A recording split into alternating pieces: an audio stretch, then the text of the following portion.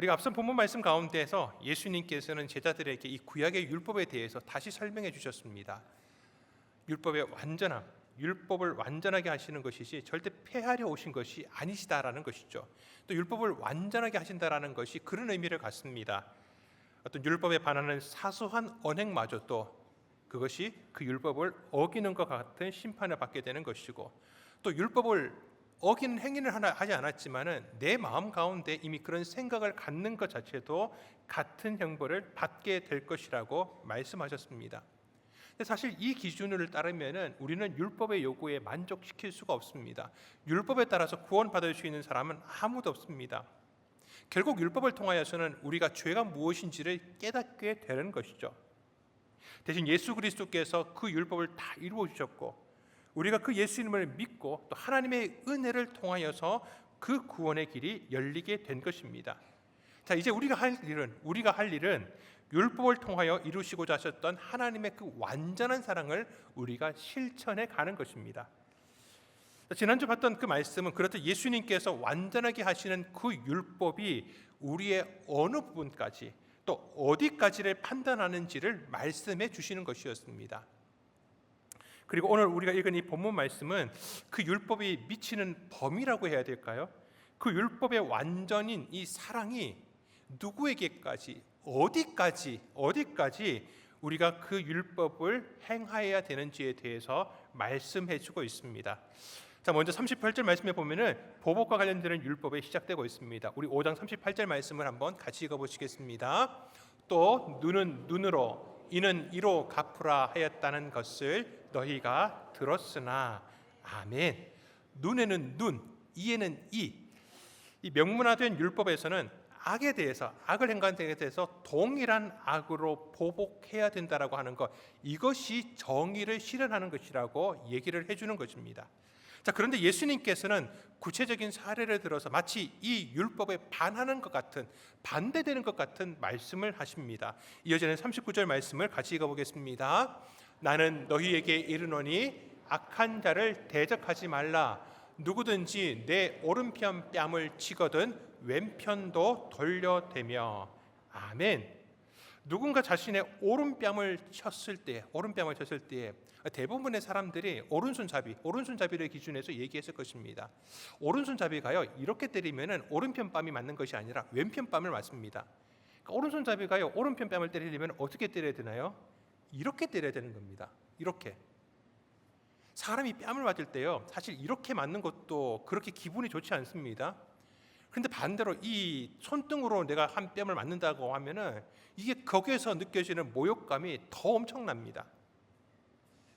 근데 눈에는 눈, 이에는 이, 그렇게 보복하는 것이 율법이고 그렇게 행하는 것이 정의라고 하고 있습니다. 그런데 예수님께서는 그런 악한 자에게 오히려 왼편을 돌려대라고 하십니다.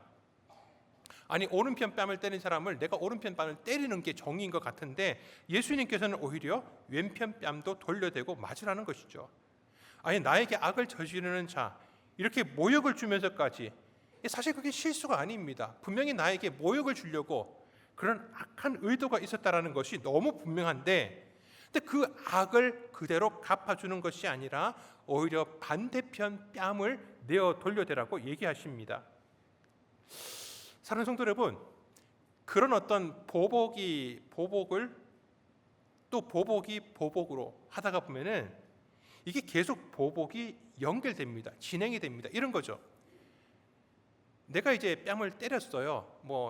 때리고 싶어서 때린 것이 아니라 실수를 해서 그냥 팔을 휘두르다가 보니까 상대편을 이렇게 쳐버렸습니다.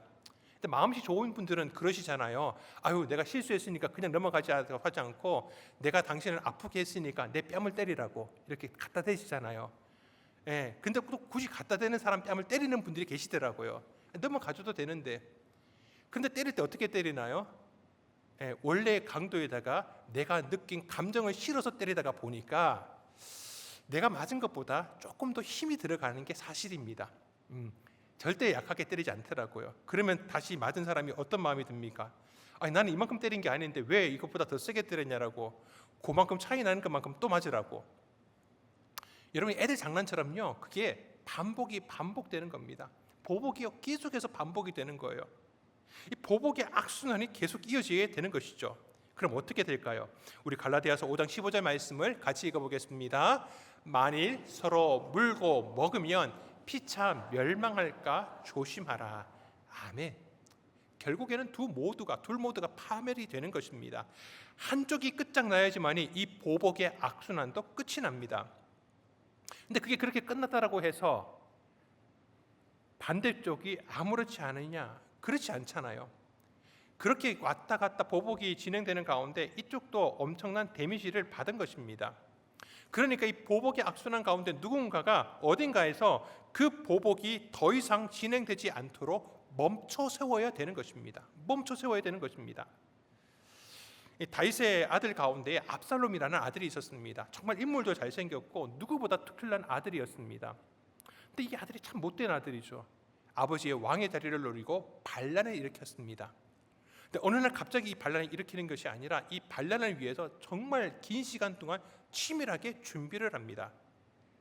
압살롬이요, 다윗 왕의 통치에 있어서 약한 부분이 생긴 부분들을 파고 들어갑니다. 왕으로서 통치를 하다가 보니까 이 왕에 대해서 섭섭한 마음이 드는, 서운한 마음이 들고 있는 그런 신하들이 없을 수가 없죠. 그런데 그런 신하들을 하나씩 자기 사람으로 만들어가는 겁니다. 그리고 이 다윗과 백성들 사이를 이간질을 합니다. 성경 말씀에는 그렇게 이간질하는 모습을 기록되어 있는데, 예를 들어서 이런 겁니다. 왕에게 재판을 받으러 옵니다. 당시에 왕은 재판도 했거든요. 재판을 받으러 오는 백성을 중간에 가로칩니다. 이렇게 얘기를 하는 거죠. 다윗 왕이 당신들의 송사를 들어줄 만한 사람을 세우지 않았다라는 겁니다. 가도 너 만나줄 사람 없다라는 겁니다. 네가 아무리 억울한지는 알겠지만은 너의 그 송사를 들어주고 그것을 속시원하게 너의 원하는 대로 해줄 수 있는 사람이 없다라는 겁니다. 사실 완전 거짓말은 아닙니다. 다윗이라고 모든 것을 완벽하게 했겠습니까? 당시 다윗의 부족한 부분을 가지고 왕과 백성 사이를 이간질을 한 겁니다. 대신 압살롬 자신을 찾아온 사람들, 왕이 재판을 안 하니까 그 아래에 있는 왕자도 사실 재판이 가능했습니다. 자기에게 재판을 받으러 오라고 합니다. 근데 왕자니까, 거의 왕과 비슷한 왕자니까 이 사람들이 재판을 받으러 와서 왕자에게 무릎을 꿇고 절하려고 합니다. 그러면 이 압살롬이 어떻게 하느냐? 그 사람의 엎드리려고 하는 사람을 붙들고서 절하지 못하도록 붙들고 그 사람과 입맞춤을 합니다. 당시에 입맞춤 한다라는 것은 이 사람과 나는 친구라는 겁니다. 당신은 나에게 절하는 사람이 아니라 나의 친구라는 거죠. 여러분, 얼마나 겸손한 모습입니까? 악한 자의 행동이 이렇습니다. 악한 자들이 무언가 물리적인 방법을 동원한다든지 아니면 자신이 가지고 있는 권력을 가지고서 횡포를 하는 것을 통해서 사람들을 힘들게 하는 것만이 아닙니다. 이 압살롬의 이 행위를 가리켜서 성경이 뭐라고 얘기하느냐? 압살롬이 사람들의 마음을 훔쳤다라고 얘기합니다. 여러분, 악한 자들은 마음을 훔칩니다. 교묘한 방법으로 사람들 사이를 이간질합니다. 아니, 하나님과 성도들의 관계, 성도와 성도들의 사이를 갈라놓습니다. 하나님께 가까이 가려고 하는 것을 방해합니다. 어떤 방법을 쓰느냐? 이 압살롬처럼 마치 모든 다른 사람들은 나를 몰라주는데 이 사람만큼, 압살롬은 내가 당신을 알아준다라는 것처럼, 그리고 아주 겸손하고 착한 모습, 친절한 모습으로 나에게 다가옵니다. 여러분, 그런 사람이 혹시 내 주변에 있다면 그 사람 주의하셔야 됩니다.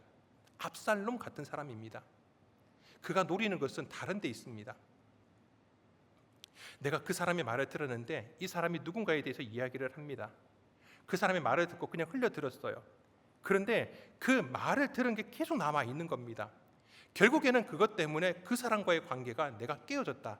여러분, 이 사람은 압살롬 같은 사람입니다. 어떨 때는 의도를 가지고서 와서 아예 이간질을 하는, 이 압살롬이 의도를 가진 것 아니겠습니까? 다윗이 그 백성들을 향하여서 다 뭘 못하니까 괜히 섭섭한 마음이 그 섭섭한 마음을 압살롬이 파고 들어간 겁니다. 그런데 이걸 얼마나 준비를 했느냐? 4년을 그렇게 한 겁니다. 4년 동안. 성경 말씀에 보니까 4년 동안에 그렇게 준비합니다. 악인이 악을 도모하는 것은 정말 치밀합니다. 4년 동안 얼마나 준비를 완벽하게 했든지 반란을 일으키자마자 사람들이요, 다윗에 대한 마음은 하나도 없고 다 압살롬 쪽으로 돌아서 버립니다. 압살롬이 헤브론에서 반란을 일으켰습니다. 그 소식을 전령이 이 예루살렘에 있는 다윗에게 전할 때 이렇게 얘기를 합니다. 왕이여, 이스라엘의 인심이 다 압살롬에게 돌아갔습니다. 압살롬에게 돌아가 버렸습니다. 어떡합니까? 백성들이 다 돌아섰다라는데 다윗은 이런 일이 벌어지는지도 몰랐던 겁니다.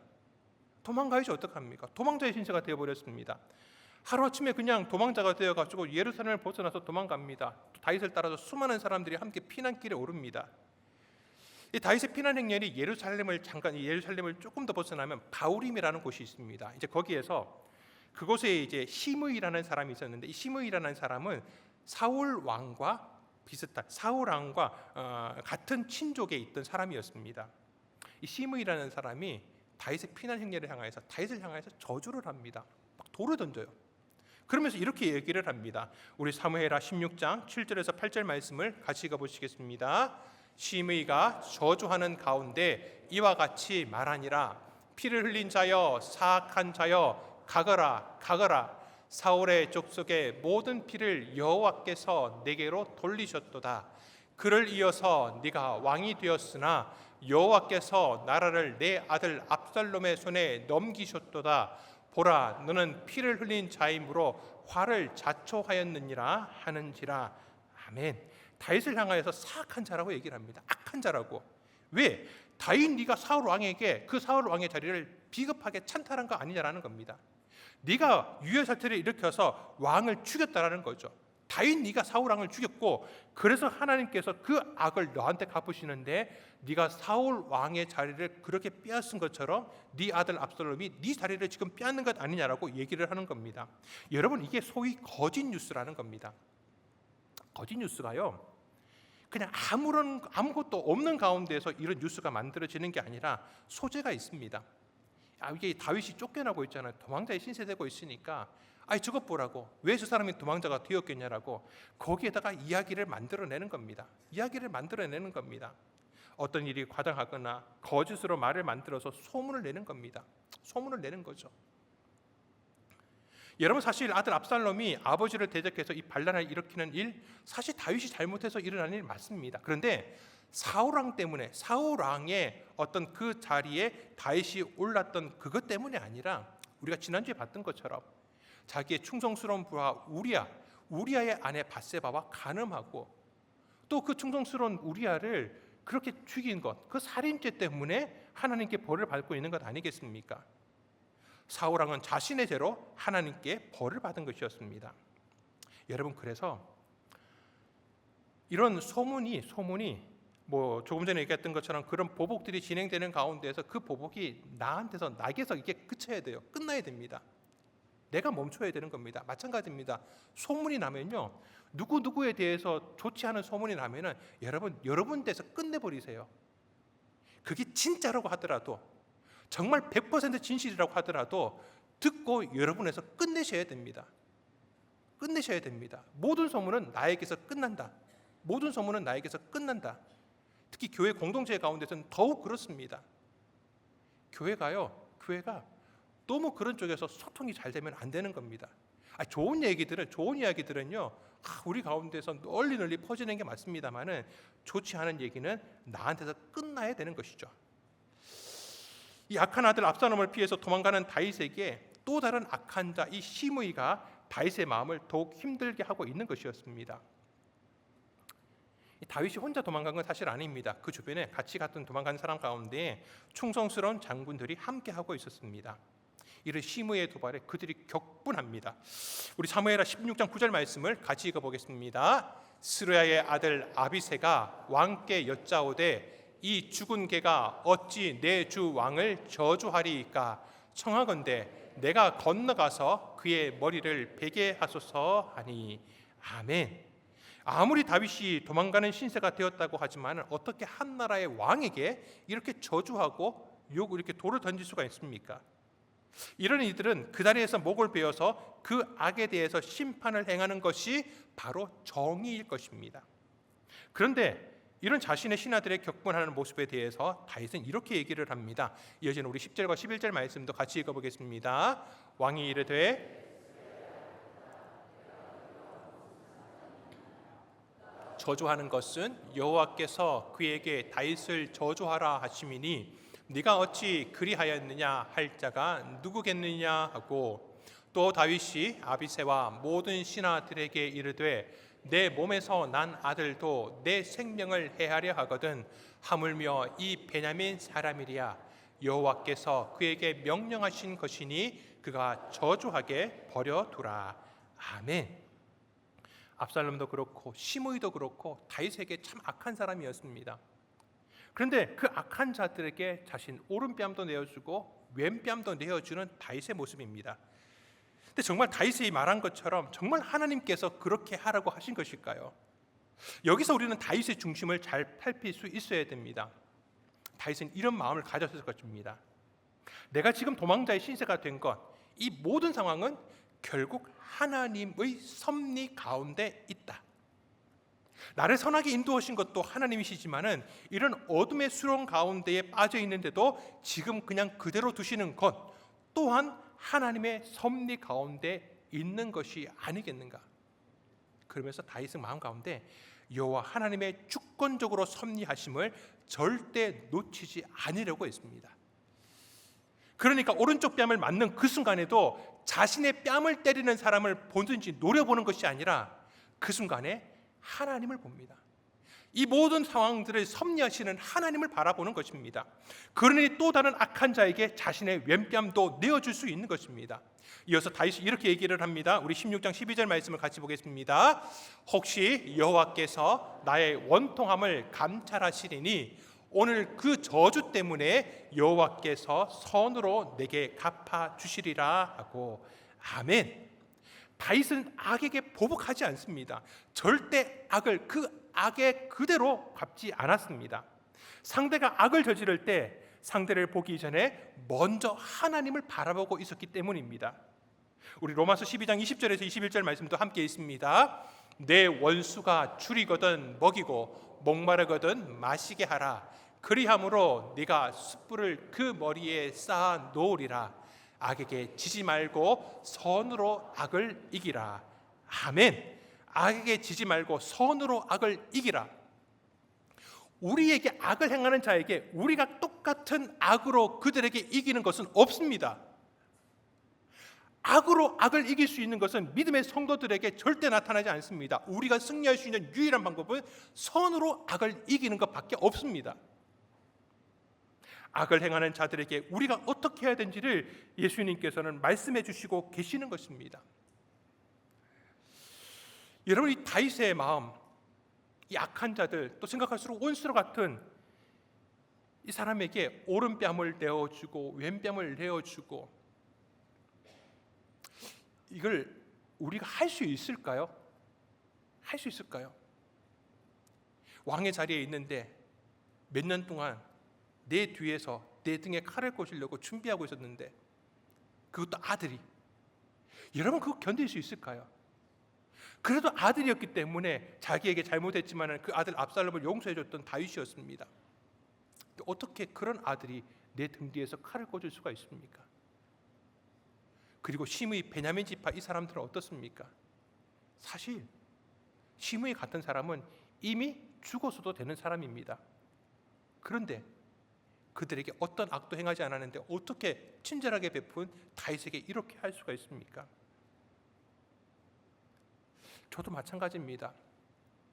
나한테 원수같이 한 사람이 있으면요, 만일 말씀처럼 예수님께서 말씀하시는 것처럼 원수를 사랑하라고 하고 오른쪽 뺨을 때리면 왼쪽 뺨을 내라고 하면은 저 못할 것 같아요. 못할 것 같습니다. 자다가도 그게 생각나가지고 벌떡벌떡 깰 것 같아요. 어떨 때는 다 용서했다라고 생각하고 다 지나간 일이라고 생각을 했는데, 몇 년이 지났는데도 갑자기 불쑥 생각나지 않던가요? 여러분, 이게 쉽지 않습니다. 쉽은 것이 아닙니다. 그런데 다윗이 이런 모습으로 하나님 앞에서 정말 예수님께서 말씀하시는 이 모습처럼 오른뺨을 맞는 가운데 왼뺨을 내어주고 나니까 하나님께서 그 가운데 은혜를 베풀어 주십니다. 우리는 이 압살롬의 반란에 대한 결말을 알고 있습니다.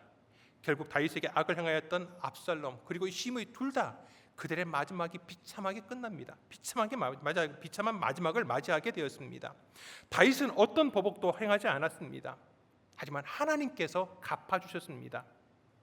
나에게 행한 악을 내가 갚으려고 하다가 보면은 함께 멸망할 수 있습니다. 하지만 이 모든 것들을 하나님께 맡기게 되면은 하나님께서는 합력하여 선을 이루어 주시는 분이십니다. 여러분 아멘이십니까? 자신의 뺨을 치는 자에게만이 아닙니다. 나를 고발하면서 내 속옷을 빼앗아 가려고 하는 사람, 내게 짐을 지어가지고 오리를 가자 하는 사람에게 오히려 왼쪽 뺨을 내주는 것처럼 나에게 악을 행하는 자들에게, 나를 힘들게 하는 자에게 더 내어주고 더 가라라고 예수님께서 말씀하십니다. 그리고 이렇게 결론을 내려주십니다. 우리 마태복음 5장 42절 말씀을 함께 읽습니다. 내게 구하는 자에게 주며 내게 꾸고자 하는 자에게 거절하지 말라. 아멘. 무언가 나에게 요구하는 사람이 있다면은 그가 선한 자이든지 악한 자이든지 구별하지 말고 관계없이 더 내어주라고 말씀하시는 겁니다. 근데 여러분 생각을 해보면은 구한다고 줘버리고 꾼다고 꾸자고 하니까 다 내게 있는 것들 빌려줘버리고 하면은 나에게는 뭐가 남을까요? 뭐가 있습니까? 아무것도 없습니다. 빈털털이 되는 거예요. 여러분 이게 현실입니다. 이게 현실입니다. 어쩌면 예수님께서 말씀하시는 이 말씀은 너무 이상적입니다. 현실과 동떨어지는 이야기입니다. 현실 안에서는 일어나지 않는 일. 근데 예수님께서는 왜 당신의 제자들에게 이런 비현실적인 가르침을 명령하고 계시는 것일까요? 이어지는 말씀 가운데 원수를 사랑하라는 것도 마찬가지입니다. 여러분 원수 사랑해 보셨습니까? 원수를 용서해주고 나한테 그렇게 잘못한 원수 같은 사람을 용서해주니까 그 사람이 그게 너무 감사해서 고마워서 평생을 그렇게 내게 은혜를 갚으면서 살아주시던가요? 여러분 그렇지 않습니다. 현실 가운데서는 원수짓 하는 사람이 시간 지나고 나니까 또 원수짓을 하더라고요. 여러분 그게 현실이지 않습니까? 네, 사랑하는 성도 여러분, 이걸 기억하셔야 됩니다. 우리는 하나님의 형상을 따라 지음받은 피조물입니다. 그런데 에덴 동산에서 선악과를 따먹고 난 다음에 타락하게 되면서 그 하나님의 형상이 파괴되었습니다. 더 이상 우리 가운데서는 그 하나님의 아름다운 형상을 찾아보기가 힘들게 되었습니다. 그런데 하나님의 형상에는 무엇이 들어있느냐? 하나님의 성품이 들어가 있습니다. 하나님의 형상대로. 그러니까 우리가 자녀를 낳았을 때는 자녀가 이 외모도 닮지만은 부모의 성품을 담습니다. 여러분 마찬가지입니다. 하나님께서 우리를 창조하실 때 하나님의 형상대로 창조하셨다라는 것은 우리 가운데 하나님의 성품도 함께 두셨다라는 겁니다. 그런데 하나님의 형상이 깨어지고 나서 그 성품마저 우리 가운데에서 거의 사라져 버렸던 것입니다. 우리가 보고 있는 이 율법의 완전한 모습 가운데 예수님이 가르치시는 명령들은 어떤 이런 규범들을 우리가 더 잘 지키자고 그런 삶을 살아가자라고 강조하고 계신 게 아닙니다. 이렇게 하는 것이 바로 하나님의 성품이기 때문에 말씀하시는 겁니다. 우리를 구원하셨고 당신의 제자로 부르신 것은 그런 하나님의 형상, 즉 하나님의 성품이 회복되기를 원하시기 때문이셨습니다. 예수님께서는 이어지는 말씀 가운데 하나님의 성품은 어떤 것인지를 이렇게 설명해 주고 계십니다. 마태복음 5장 45절 말씀을 함께 읽습니다. 이같이 한즉 그 해를 악인과 선인에게 비추시며 비를 의로운 자와 불의한 자에게 내려 주심이라. 아멘. 하나님께서 해를 비추어 주시는데 오늘도 여러분 동쪽에서 해가 떴습니다. 동쪽에서 해가 떴습니다. 어제 모든 인류 가운데 악을 행하는 사람, 하나님을 믿지 않고 하나님을 잘대로 섬기지 않고 하나님이 원하시는 그런 선을 행하지 않고 악을 더 많이 행했다고 해가지고 하나님께서 야 오늘은 안 되겠다. 오늘 너희들 정신 차리기 위해 가지고 해가 서쪽에서 뜨도록 만들어야 되겠다. 그런 하나님이 아니시더라고요. 그리고 말씀처럼 해를 비추시는데 악인과 악을 행하는 자와 선한 자를 구별하셔가지고 선한 자에게는 필요한 해를 비추어 주시고 악한 자에는 비추지 않으시는 하나님이 아니시라는 겁니다. 비를 내리실 때도 마찬가지입니다. 농사를 짓기 위해서는 비가 필요합니다. 물이 필요하죠. 그 비를 내려주시는데 야 너는 악한 자니까 너는 선한 자니까 내가 구별해서 내리시지 않으신다라는 겁니다. 여러분 이게 하나님의 성품입니다. 제자들은 우리는 또한 하나님의 아들로서 당연히 아들은 아버지의 성품을 담는 것입니다. 그런 하나님의 성품을 쫓아서 악한 자들에게도 또 원수들에게도 아버지의 그 성품, 그들마저도 품으시고 사랑하시는 아버지의 그 사랑을 나타내 보이라고 예수님께서 명령하시는 것입니다. 성도님들 가운데 손양원 목사님을 모르시는 분은 없으실 겁니다. 사진 한번 보여주시겠습니까? 손양원 목사님은 평양신학교를 졸업하시고 일제 강점기 시대입니다. 1939년도에 여수에 있는 애양원에서 애양원으로 파송되셨습니다. 그 애양원이라는 곳은 사람들로부터 버림받은 한센병 환자들을 돌보는 곳이었습니다. 목사님은 그곳에서 환자들과 함께 생활하면서 그들을 돌봐주고 또 사랑을 몸소 실천하셨습니다. 이렇게 얘기를 하십니다. 한센병 환자도 하나님 앞에 소중한 생명입니다. 주님께서 가장 연약한 자에게 오셨듯이 나도 그분의 길을 따르겠습니다. 그런 마음으로 환자들에게 말씀도 가르치고 또 기도와 찬양을 가르치면서 한센병 환자들의 영적인 형제자매로 맞아주었습니다. 일제강점기에 모든 민족들이 사람들이 고통 가운데 있었습니다. 그런데 그런 같은 민족, 가족에게까지도 외면당했던 사람들이 바로 이 한센병 환자들이었습니다.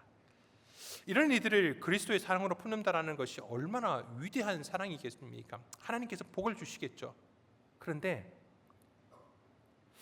우리나라가 해방된 지 3년이 되어서 1948년도에 여수 순천에 반란 사건이 일어났습니다.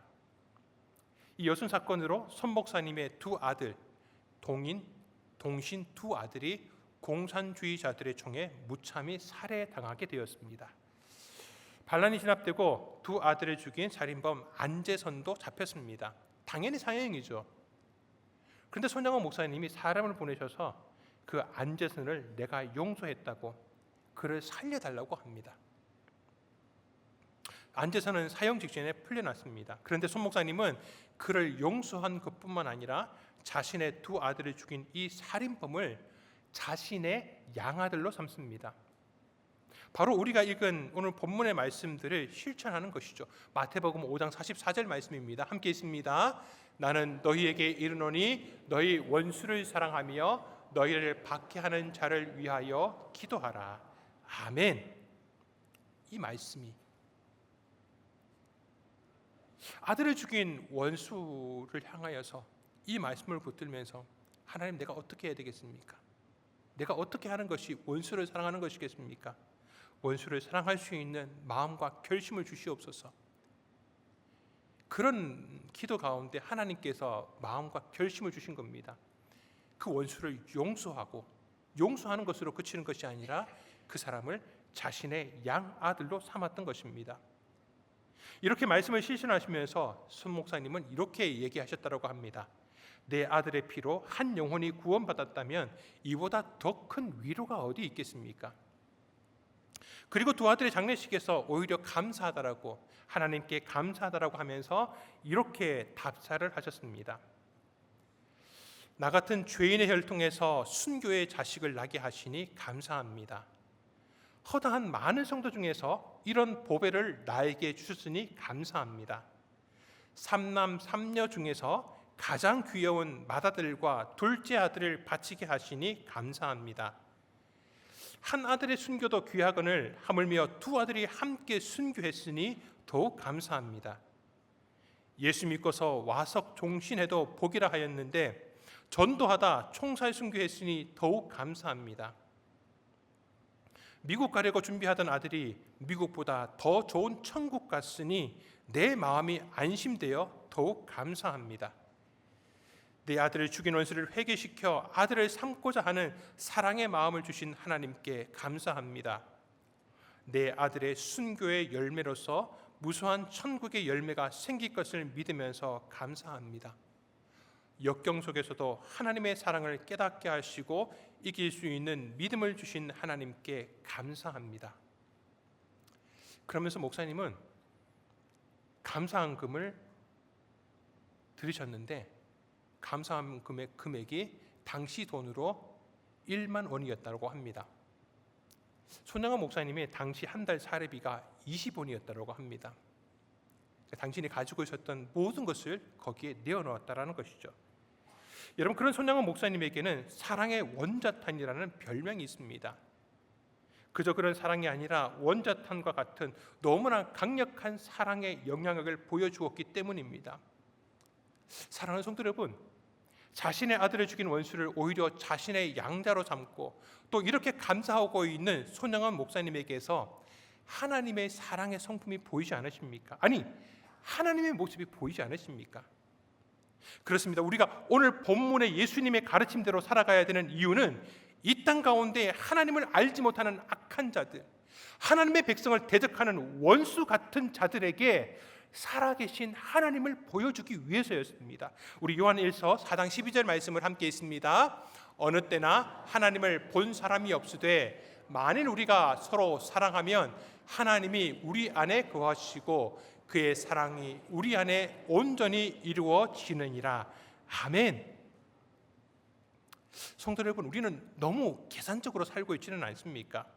남에게 이용당하지 않는 것이 세상을 지롭게 살아가는 것이라고 생각하고 있지는 않습니까? 그렇다고 교회 재정을 막 쓰자고 하는 것은 아닙니다. 우리가 예수님께서 가르치고 계시는 이 율법의 완전함을 통해서 궁극적으로 나타내야 할 것이 무엇인지를 잊지 않아야 되는 것입니다.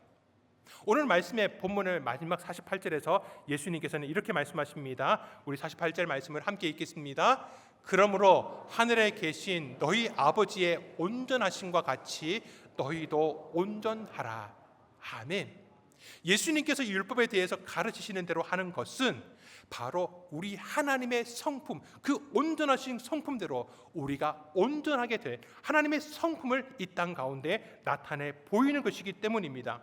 예수 그리스도를 통해 보여주신 하나님의 사랑을 이 땅 가운데 실천함을 통하여서 이 땅 모든 사람에게 살아계신 하나님을 보게 하는 것, 아니 그 하나님의 나라가 임하는 것을 그 사람들에게 보여주는 것이 바로 예수 그리스도의 제자로 부름받은 우리에게 주시는 예수 그리스도의 명령인 것입니다. 하나님의 자녀로서 또 하나님의 성품을 닮아가시는, 그렇게 아버지의 온전하심처럼 우리 또한 온전해지게 되는 것 쉽지 않습니다. 그런데 예수님께서 우리에게 주시는 이 말씀들을 단 한 구절이라도, 단 한 걸음이라도 우리가 내디딜 수 있다면은 그 한 걸음을 통하여서 작은 모습이지만 희미하게나마 이 땅 가운데 저 악한 사람들에게, 원수 같은 이들에게 살아계신 하나님을 보여줄 수 있는 줄 믿습니다.